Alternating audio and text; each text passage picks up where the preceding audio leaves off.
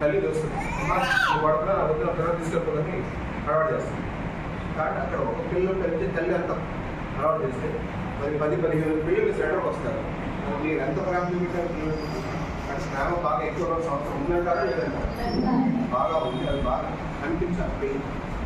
ఇంత ప్రేమ ఉండి ఏదో పిల్ల కోపడి రోజు జాగ్రత్త చేయి జాగ్రత్త గుడ్డి మీద డబ్బు పడింది. అంటే పిల్లలు ఏమంటాడు, కొంచెం జ్ఞానం వచ్చినట్లయితే నాకు అంగన్వాడీ బాగుందమ్మా వచ్చి మాత్రం తీసుకెళ్ళిపోయి పెట్టి అలవాటు చేస్తాను. అంటే మన మెంటల్ బ్యాలెన్స్ ఏమైంది తప్పిపోయింది. కొంచెం మనం కూడా మనుషులు కాబట్టి ఏదో కొంచెం ఇబ్బంది వస్తుంది. ఆ వచ్చే క్షణం పిల్లవాడు దాన్ని క్యాచ్ చేసినప్పుడు నాకు కష్టంగా అయిపోతుందని మాట్లాడారు. సో అది లేకుండారంటే మీరు కూడా మానసికంగా స్థిరంగా దృఢంగా ఉండాలి. మీకు ఎప్పుడైతే దృఢంగా ఉంటుందో పిల్లవాడు కష్టం ఉంటుంది. మరి ఎలా సాధ్యమవుతుంది అంటే సహనం, ఓర్పు బాగా ఉండాలి. ఈ ఓర్పు ప్రేమించడం ఎప్పుడైతే మీకు పుష్కలంగా ఉంటాయో పిల్లవాడు విడిచిపెట్టి వెళ్ళడు, మీ దగ్గర ఉంటాడు. కరెక్ట్ అంటారా? ఈ రెండు బాగా మీరు ఆకలింపు చేసుకోవాలి. వీటిని మీరు పెంపొందించుకుంటూ మీకు అంగన్వాడీ సెంటర్స్ బాగా పటిష్టం చేసుకుని మీ తర్వాత వచ్చే ప్రాథమిక విద్యని మీరు అందించాలని అలా అందించేది చేస్తే మా తర్వాత మనం హై స్కూల్ తర్వాత కాలేజ్ ఇంకా రేపు మంచి వ్యక్తిగా తయారయ్యి మంచి పౌరులుగా తయారయ్యి దేశానికి పనికొచ్చే ఆస్తిగా తయారవుతుంది. మన కూడా స్థాపించడానికి అవకాశం ఉంది. వ్యక్తులు మంచివాళ్ళైన సమాజం మారుతుంది కాబట్టి దేశానికి మనం సేవ చేసేవాళ్ళం తెలియదు. సో ఈ విషయం అంతా కూడా మంచిగా పిల్లలు తయారు చేసే కార్యక్రమం నిమ్మకం రావాలని కోరుకుంటున్నారు. అదేవిధంగా ఈ కార్యక్రమం సమితి 5 డొమైన్స్ అని చెప్తుంటారు. సామర్థ్యాలు, ఈ సామర్థ్యాలు మీకు అవగాహన ఏర్పడిందంటారా? ఎవరన్నా చెప్పలేదు? ఆ డొమైన్స్ ఇవే మెయిన్ మీకు చెప్పండి.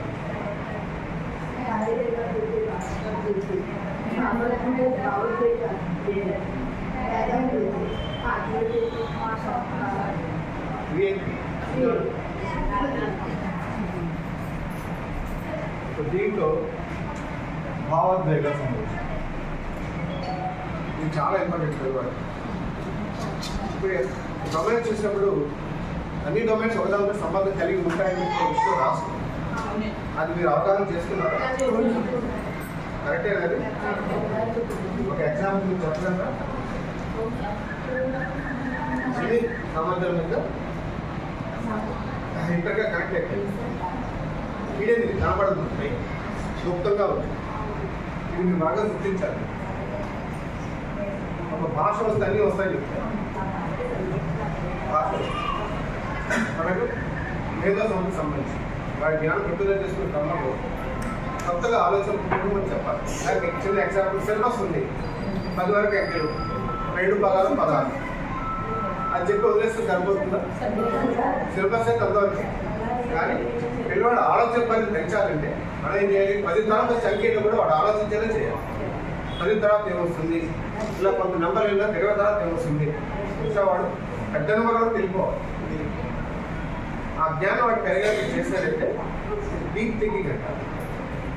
మేధావృద్ధి అనేది నెమ్మదిగా అలవాటు చూస్తారు. అలా 2 పదాల నుంచి 3 పదాలు ఏమున్నాయి, 4 పదాలు ఏమున్నాయి, ఇట్లా వాడు కొన్ని పెద్ద పదాలు తయారు చేసిన స్థాయి కూడా అక్కడ అలా అడిగేటట్టు చేస్తే అటువంటి పిల్లలు మనకి ఎప్పుడైతే అంగన్వాడీ సెంటర్లు ఉంటారో వాళ్ళు మనం మిగతా పిల్లలకి చెప్పడానికి వినియోగించుకోవచ్చు.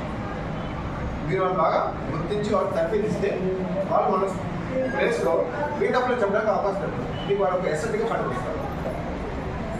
ఇట్లా ఈ డొమైన్స్ అంటే ఒకదాంట్లో సంబంధాలు కలిగి ఉన్న విషయం బాగా గుర్తించారు. ఇకపోతే పిల్లవాడికి సంబంధించి సామర్థ్యాలు అంతా బాగుంది. మీరు చార్ట్స్ తయారు చేస్తారు కదా, చార్ట్స్ తయారు చేస్తాం పిల్లలకి.